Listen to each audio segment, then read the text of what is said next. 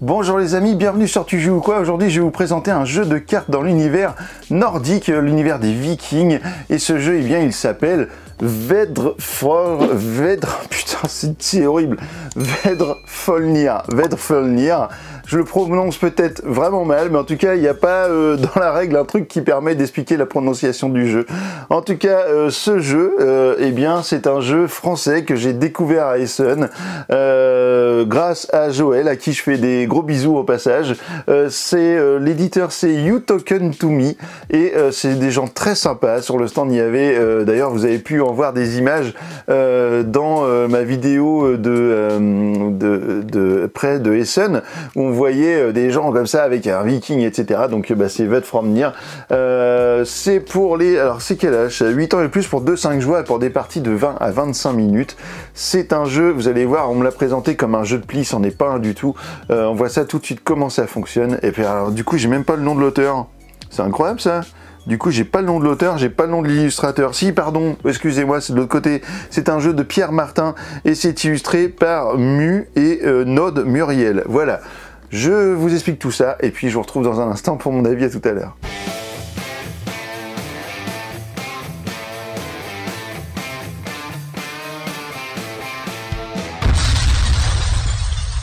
Voici la mise en place de Vedrfolnir. Alors du coup ici c'est une mise en place toute simple puisque vous allez prendre toutes les cartes qui concernent le jeu de base. Alors le jeu de base, vous avez ce petit symbole pour le reconnaître. Voilà, parce que dans la boîte vous avez deux extensions et donc si vous voulez jouer seulement avec les cartes de base, vous mettez simplement les cartes avec ce petit symbole qui est juste ici. Alors quel est le but de ce jeu? Vous allez faire des manches et puis vous allez peut-être remporter des cartes avec des pierres de runes, donc de Thor ou d'Odin. Voilà, j'ai les deux cartes qui sont juste ici.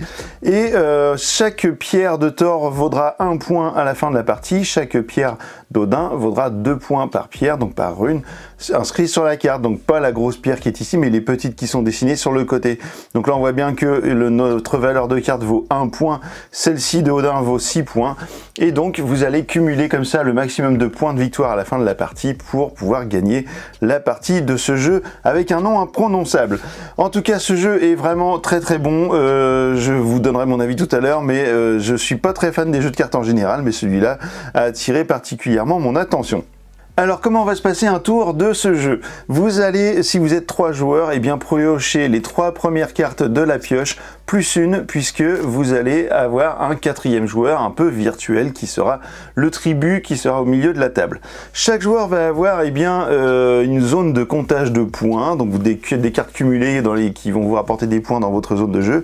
Vous allez avoir sur le côté des cartes de mise, ce seront les cartes que vous allez cumuler au fur et à mesure de la manche pour arriver à obtenir le nombre d'étoiles qu'il faut, je vous y reviens dans un instant.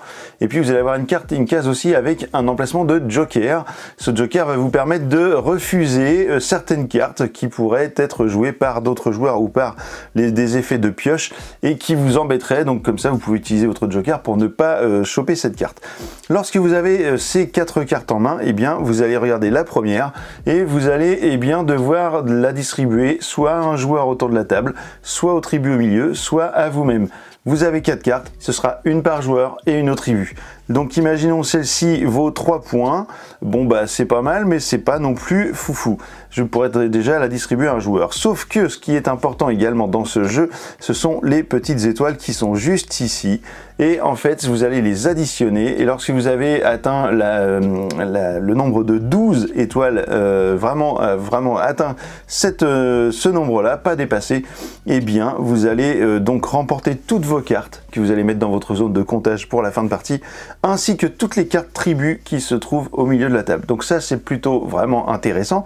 Par contre, si vous dépassez 12, alors vos cartes à vous seront défaussées et c'est les autres joueurs qui vont se départager le tribut par rapport à la majorité des cartes Odin ou Thor qu'ils auront dans leur zone de jeu. Je vais vous montrer comment ça fonctionne, vous allez vite comprendre que c'est très très simple.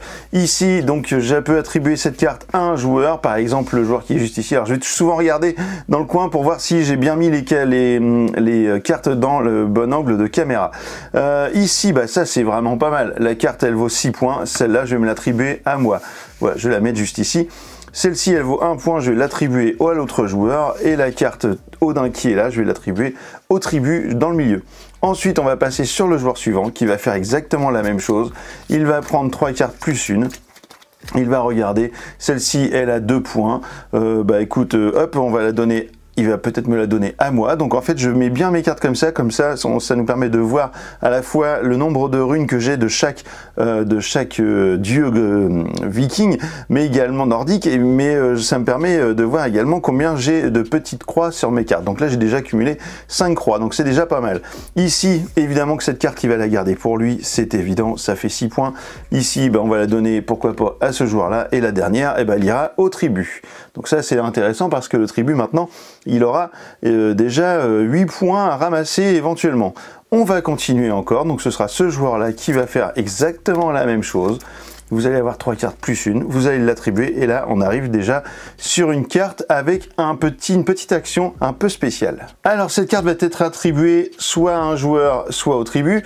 En l'occurrence, cette carte va nous dire que vous allez devoir piocher la première carte de la pile de pioche et en appliquer son effet. Donc par exemple, moi si j'étais ce joueur-là, eh bien probablement que je la prendrais pour moi, parce que c'est plutôt intéressant, non seulement parce que ça me rajoute 2 points ici, deux petites étoiles, donc j'arrive déjà à 6, et en plus je peux aller chercher une carte qui va éventuellement me rapporter des étoiles et des points, donc ça c'est plutôt chouette.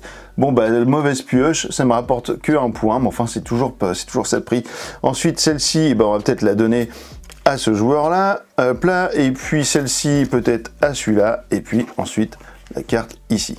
Alors maintenant vous avez compris comment fonctionne le jeu, vous allez continuer comme ça jusqu'à ce qu'un joueur atteigne 12 étoiles dans sa zone de jeu ou les dépasse. Mais forcément, parce qu'il y a toujours un mais, il y a d'autres cartes actions, vous vous en doutez bien, je vais vous les montrer maintenant, en tout cas celle du jeu de base. Donc je m'aperçois que j'ai sûrement fait une erreur, parce que ici on a 3 cartes, 4 cartes, il y a un truc qui est bizarre, donc j'ai sûrement oublié quelque chose, vous ne m'en voudrez pas, c'est pas grave, du coup, bah comment ça se fait ? J'ai retrouvé mon erreur, c'est que j'ai dû attribuer 2 cartes à ce joueur. En fait, celle-ci, elle allait forcément ici dans le tribut. Je ne comprenais plus pourquoi j'avais un compte bizarre de cartes. Alors en fait, la carte action, elle est bien là, ce qui fait que ce joueur a une carte de plus. Mais on retrouve bien notre compte de 3, 3, 3, plus une action. Donc c'est normal que ce joueur ait 4 cartes. Oula, j'ai eu un petit peu peur d'avoir d'avoir raconté n'importe quoi dans cette vidéo. Mais c'est bon. Ici, donc la carte Lucky, je vous disais, eh bien, elle va le joueur qui va la récupérer va devoir défausser la dernière carte qui a été posée devant lui. Donc si on place la carte Lucky sur ce joueur là, et bien la carte avec les 2 petites étoiles va s'en aller, et tout ça ira dans la défausse. Alors la zone de défausse, je vais la mettre là, hop là, comme ça elle sera visible de tout le monde. Ensuite on a le Sleipnir, donc je vous l'ai montré à l'instant, c'est le fait d'aller chercher la première carte de la pioche et d'en appliquer son effet. Ensuite on a celle-ci, alors celle-ci elle est plutôt rigolote, c'est que si on voit qu'un joueur s'approche quand même dangereusement des 12 étoiles, eh bien on peut lui mettre celle-ci, et du coup Nidhogg eh bien va forcer le joueur à aller jusqu'à 16 étoiles. Donc même s'il arrive à 12, bah, il faudra qu'il aille à 16. Mais inversement, vous pouvez très bien, s'il est à 11 étoiles par exemple, eh bien lui donner cette carte, et du coup bah, il aura l'obligation d'être à 8, et forcément il aura dépassé. Donc vous allez éliminer ce joueur et vous partagez le tribut qui est au milieu. Et enfin vous avez les cartes Norn, qui sont les cartes Joker que vous allez garder dans votre zone de jeu et l'utiliser à un moment donné où vous ne voulez pas qu'on vous donne une carte. Bah, par exemple, si on vous force à avoir le 8 et que ça vous arrange pas, vous utilisez votre Joker, et tout ça, ça va dans la défausse. Alors si un joueur dépasse les 12 ou alors il se trouve, voilà, par le biais d'effet d'une carte, il se trouve éliminé, eh bien vous allez donc devoir vous partager les cartes qui sont dans le tribut, qui sont juste ici. Alors comment ça va se passer? On va regarder qui est majoritaire en rune de Thor. Ici ce joueur là on a une, ici j'en ai une, ici le joueur en a 3 et 1, 4, c'est forcément lui qui va gagner cette carte là. Ensuite, qui est majoritaire en pierre d'Odin?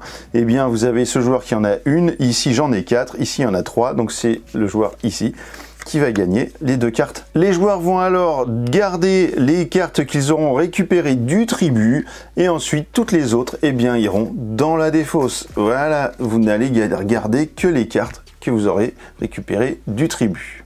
Alors tous les effets de cartes eh bien, vont s'appliquer également aux tribus, sauf les cartes 8 et 16 qui elles ne vont pas avoir d'effet, qui seront défaussées si elles sont données aux tribus plutôt qu'à un joueur. Voilà, vous savez tout désormais sur Voldfafnir, un nom comme ça, je sais plus. En tout cas, hop là, regardez, je vous montre la boîte. Alors vous avez le nom du jeu, hein, vous allez pouvoir le lire de vous-même, mais ce que je voulais vous montrer, c'est que ça s'ouvre comme ça, comme un livre, comme un petit coffre à trésor, et là vous avez les inserts, et avec toutes les cartes qui concerne les extensions. Regardez-moi ça. Donc ça, c'est des extensions avec des nouveaux effets, avec des nouvelles runes. Et tout ça, vous allez avoir un jeu qui est complet, archi complet, puisque vous allez avoir des effets ici de runes bicolores. C'est complètement fou. Voilà, ça s'appelle Vedrfolnir. Oh là là, j'arrive même pas à le dire, c'est un truc de dingue. Vedrfolnir, je sais pas comment le dire, mais en tout cas, je vous donne mon avis tout de suite, juste après le petit générique. Et bien voilà, vous savez tout désormais sur Vedrfolnir. Voilà, je galère toujours, hein, même après la vidéo, etc. Je galère à vous le dire. Donc, comme je vous le disais, ce jeu, j'ai découvert ça à Essen. On me l'a présenté en me disant, viens voir, on a un nouveau jeu de pli. Et moi, les jeux de pli, j'avoue que ça me fait assez vite. J'aime pas trop ça, quoi, parce que j'allais dire un gros mot, mais je vais pas le dire. J'aime pas trop ça, et puis souvent je trouve que c'est pas, voilà, c'est pas trop mon truc, quoi, les jeux de pli. Le seul jeu de pli que j'aime bien, vraiment, c'est le poker. Maintenant, dans ce jeu, lorsque je l'ai essayé, je me suis assis quand même par politesse et pour faire plaisir à Joël, à qui je refais des bisous. Et du coup, j'ai été très agréablement surpris par le jeu parce que, en fait, c'est pas de ma vision, ce n'est pas un jeu de pli. Vous avez vu l'explication que je vous ai montrée. Pour moi, c'est pas un jeu de pli, c'est un jeu de collection. Donc, si on vous le présente comme un jeu de pli et que vous aimez pas trop ça, asseyez-vous quand même parce que finalement, le jeu va peut-être vous plaire. En tout cas, moi, il m'a vachement plu. Le matériel, alors, faut savoir quand même que You Token To Me, c'est un petit éditeur et en fait, voilà, c'est fait vraiment.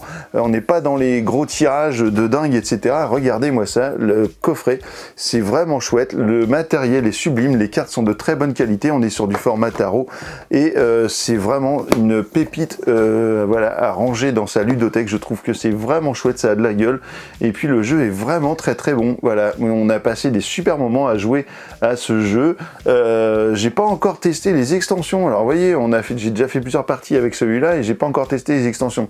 Donc il y a vraiment de quoi faire. Vous allez pouvoir avoir des parties qui vont être juste avec la boîte de base, ou juste avec la boîte de base et une extension, ou avec les deux, mais du coup ça va rallonger forcément, donc c'est à vous de gérer tout ça, vous faites comme vous voulez, c'est un vrai truc bac à sable, mais limite même vous pouvez mélanger autant de cartes que vous voulez, c'est-à-dire prendre les cartes Odin et les cartes Thor, et puis peut-être rajouter des cartes d'autres runes d'une des extensions, puis enlever tous les effets, les cartes à effet du jeu de base et mettre tous les effets de l'autre carte, enfin bref, vous faites comme vous voulez.